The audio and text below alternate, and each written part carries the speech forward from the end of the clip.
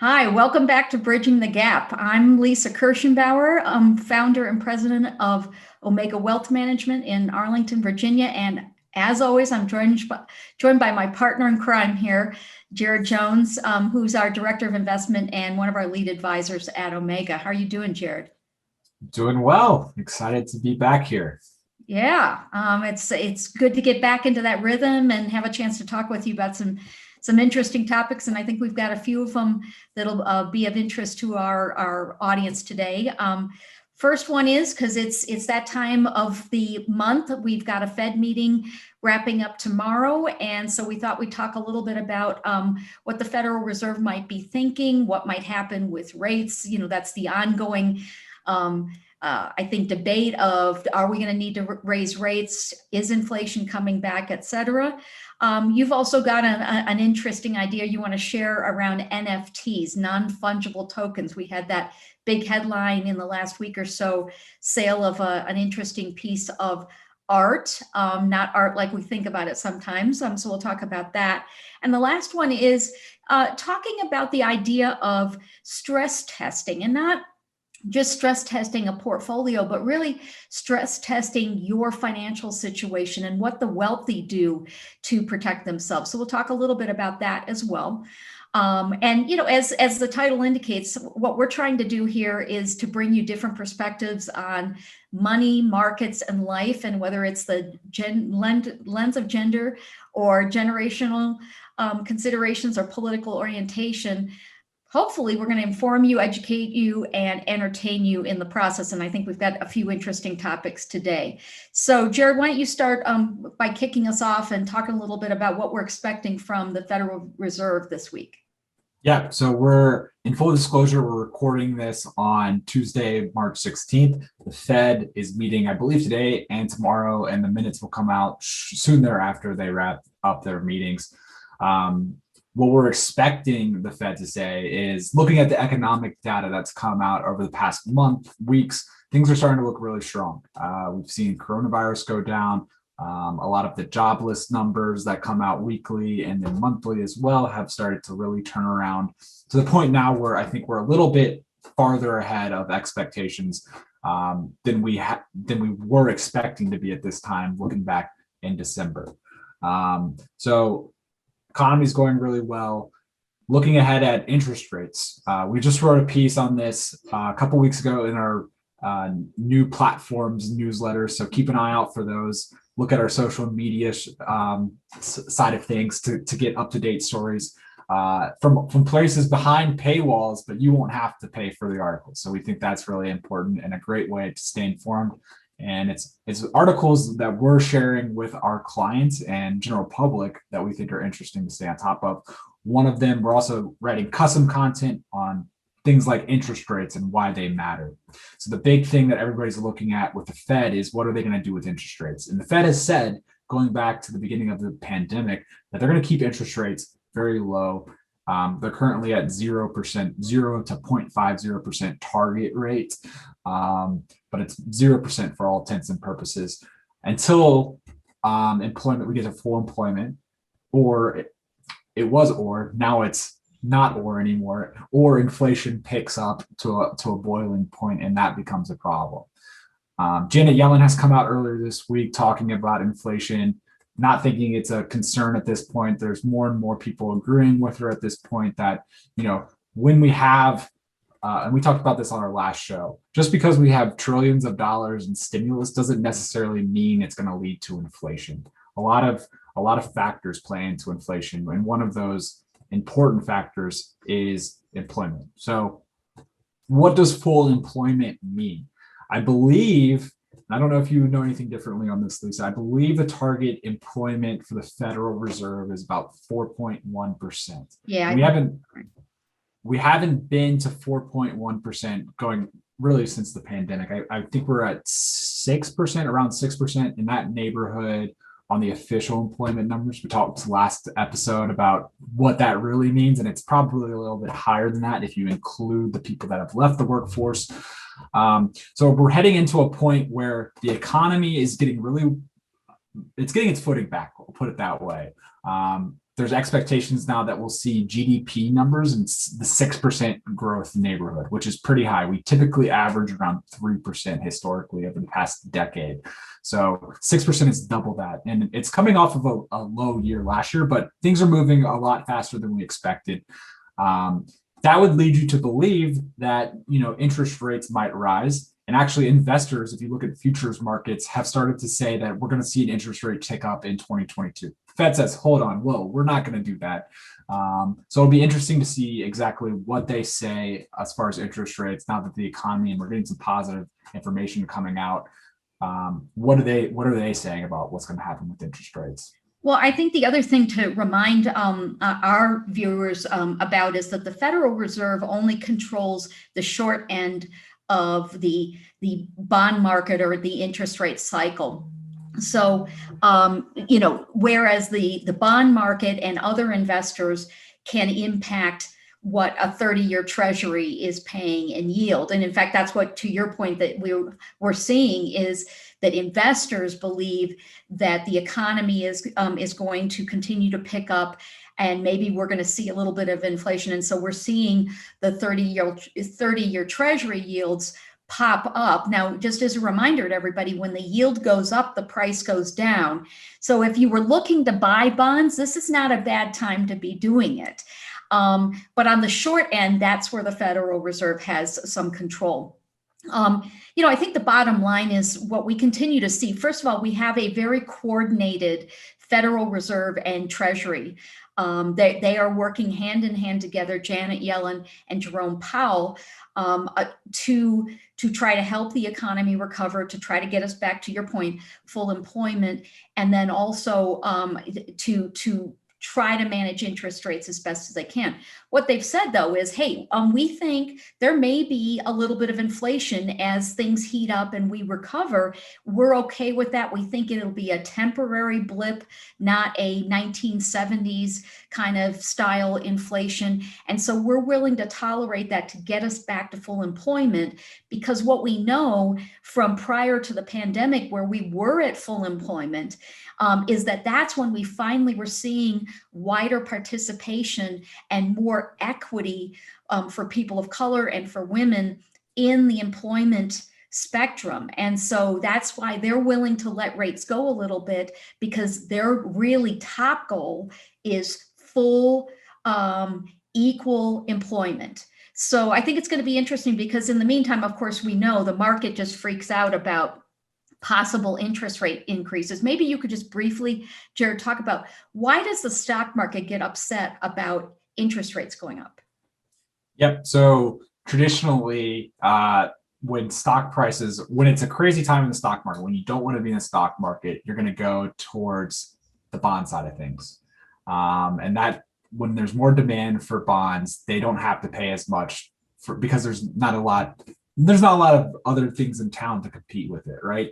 And traditionally, the 10-year treasury has been the bellwether of like the most risk-free asset. The US government has the ability to tax its population to back it with its full faith and credit. So it's viewed across the globe really as one of the safest financial instruments out there. When interest rates start to pick up, bond yields have to follow suit, or really they're kind of tied together. The Fed controls the yield curve, which is a graph sloping to the right in a normal yield environment, and the Fed controls the far end, the left side of the curve. And when that raises, the whole curve raises. When we see interest rate rise or bond yields rise, there's a pretty strong correlation between that and the stock market maybe not doing as well. When people can get paid more for having their money in risk-free assets, they'll pull it from the stock market and put it into the bond market. Over the past 10 years, we've seen interest rates and bond yields held pretty low. And that led to the acronym TINA. You might have seen that somewhere before. TINA stands for there is no alternative. There's no alternative to getting a return on your money than the stock market. That's been true over the past 10 years. And you might be saying like, okay, guys, interest rates are rising, but they're at zero. They might go to what? I don't know, 0.5%. That's still pretty low. And it's not we're not freaking out about it going from 0 to 0.5. We're a little concerned about, I think, the pace at which it's happened. We've moved up from 1 to 1.5% on the 10-year treasury in a matter of 2 weeks, a couple of weeks ago. And if we extrapolate that out further, since we've already talked about the Fed doesn't control the 10-year, that's a factor of the market, right? By supply and demand, if you will. So if people are demanding more treasuries, the 10-year is going to have to keep rising to keep pace with that. So we could see a I don't know, the stock market could go to, it's not tied completely, but it's just loosely, the better the bond market's doing, it's an alternative to the stock market at least. Well, and the other piece to keep in mind, and just to wrap this up, is that if the Fed raises rates, so part of what the stock market worries about is if the Federal Reserve gets worried about the economy overheating, and then consequently their way of controlling that is to raise borrowing costs, raise rates, that impacts all kinds of different industries. If you've got a variable rate mortgage or your credit cards, or anything that is tied to, especially to a variable interest rate. So the stock market worries about that because it's going to slow growth down. Businesses won't borrow because it's more expensive. And it's sort of an existential threat that the stock market is often right now reacting to, not a real threat. So, they'll worry a little bit this week about what the Fed is going to say, and they'll try to parse the words on the Fed statement to figure out what are they really saying? Are they making a commitment to keep rates low? We are expecting perhaps a little change in language, so that'll be worth watching. But other than that, it's more just reacting to possibilities, not reacting to truly fundamentals changing. So it's definitely worth taking with a grain of salt. Yes, the economy is continuing to recover. Employment is a little bit of a different story. We talked about that last week, so you might want to check out that show. So anyway, so we'll see what happens this week. And now let's talk about something. Just to add something to that, it's not going to be about language changing for interest rates rising in 2021 or 2022. No. It's going to be, are they saying something about 2023 when they'll start rising interest rates? So it's really far off, like you're saying. All right, so why don't you tee up that NFT conversation? NFT, that you might have seen that coming into your news feed. It's made headlines recently, especially last week. There was a non-fungible token, which sounds like science fiction language, and it kind of is. There was one that sold for $69.3 million last week. Wow. So non-fungible tokens. I'm gonna have to look at the definition of this online. A non-fungible token is a digital file whose unique identity and ownership are verified on a blockchain. So blockchain, think Bitcoin, think cryptocurrency. They're not mutually interchangeable, and NFTs are commonly created by uploading files. So think about files like JPEGs or GIFs. I'm never sure if I'm saying that correctly. It's GIF, GIF, yeah, or the GIF. GIFs or GIFs. Who knows? Well, but it's digital artwork. Yeah, and so with that particular piece, if you happen to look at it, this guy had been creating digital art every day for I don't know how long it was. I think it was 5,000 days or something like that. And had them all in basically a collage, and it's. I think in a way it's just like if you owned a Picasso, and it was the original and it was signed by the artist, by Pablo Picasso, except this is intangible, right? You can't touch it. It is unique. It has value. It can be traded. But it's, I guess it's to be expected in the digital age that we would have something like this. Yeah, it's a continuation, I think. And it's really easy to call events like we're seeing with Bitcoin right now, like manias or existential crises. But really, it's about, technology on one hand. I think you have two reactions to this. Like, $69 million for a file I can look at the same way on my computer that the person that owns it can look at it. That's crazy. And in a sense it is, but the technology behind it is kind of cool too. Like you said, Picasso, part of the technology on the blockchain, the artist can write in code that will pay it a percentage of the resale value. So if this piece sells for 70 million or 75 million, it'll give it a little bit of appreciation. And the artist wrote in, I want 10% of that, he'd get $7.5 million. That's pretty cool because Picasso wasn't very, I mean, he was popular in his life, but he wasn't as popular and his paintings weren't going for as much as they go now. It'd be pretty cool if the Picasso family was getting 10% of the resale value on his paintings. So technology behind it is there, but it just kind of screams, okay, why is this happening? And if you look at the person that bought this non-fungible token, it is someone who made lots of money off of trading cryptocurrency. And he actually owns his own fund in Singapore that trades and sells these NFTs. So it's another form of speculation in the markets that we're seeing right now. Well, and I guess for those of us who are real hands-on or tangible, this concept is probably never going to make any sense to you. Like if you can't touch it and feel it, it's going to seem crazy.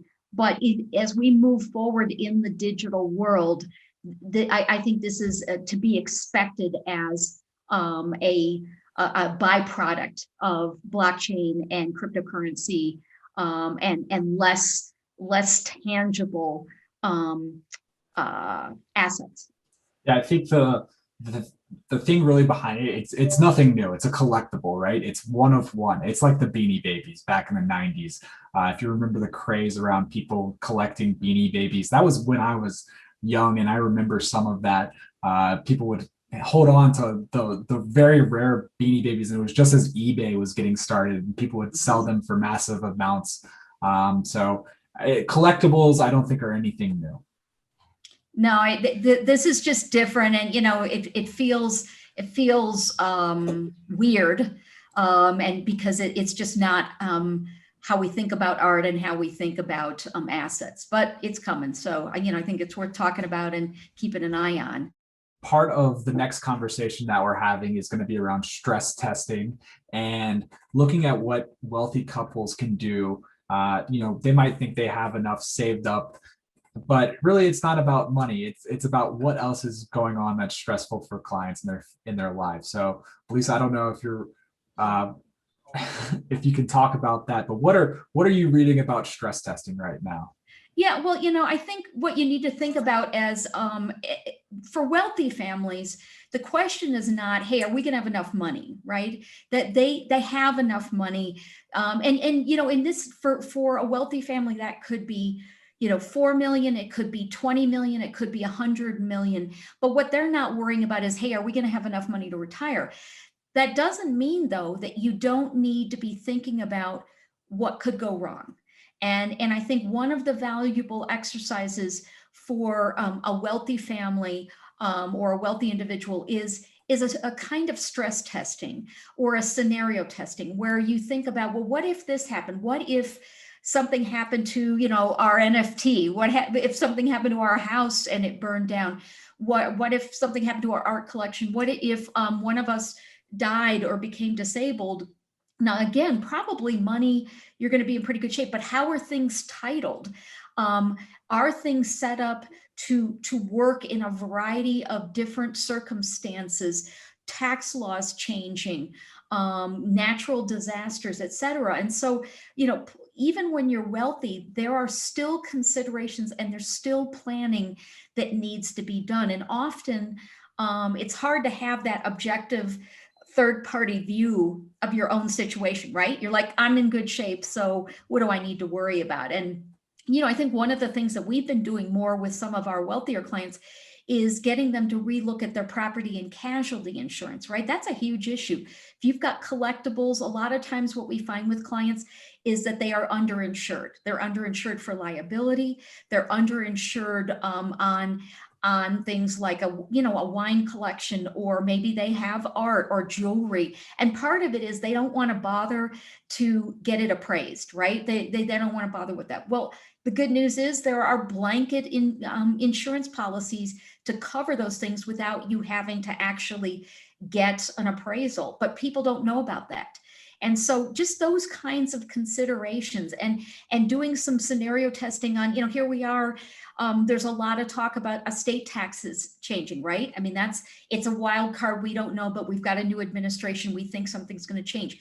Is there anything you need to be doing right now to prepare for that? So I think it's something that deserves more attention, and certainly we'll be talking with our clients about it. I don't know if you have any thoughts of, other what ifs that people should be thinking about. Yeah, I think when you're wealthy, money necessarily isn't a concern, but there's a lot that can happen. You never know, and I think the state taxes being able to rise, if you're able to have a sense of, okay, if the estate tax moves to this amount, here's what it might look like for me. If you have a sense of that, you're not going to be stressed out, right? Because you're doing the stress testing. Exactly. Well, you have a plan. You have a plan. Yep. And I think that's very valuable. And it could probably be applied to a lot of areas in your financial life, whether it's gifting to children. What happens if the children run into issues? How does the money get handled at that point? So many topics to dive into there. Yep, absolutely. So just something to start a conversation on at this point. We've spent a lot of time talking about the Fed and rates and a little bit on NFTs. So, we would encourage you to be sure to subscribe to our YouTube video so that you get you're set up for the next one and you get that notification. Check out our social media platforms because we are putting a lot of new content out on our LinkedIn and our Facebook platforms, the Omega Wealth Management platform. So you can just, search them that way. And we are, as Jared indicated, we are putting out some new original content and curated content through our new platform. So lots to look for. We welcome your ideas, questions, and suggestions. And thanks again for joining us today. Yeah, thank you, everyone.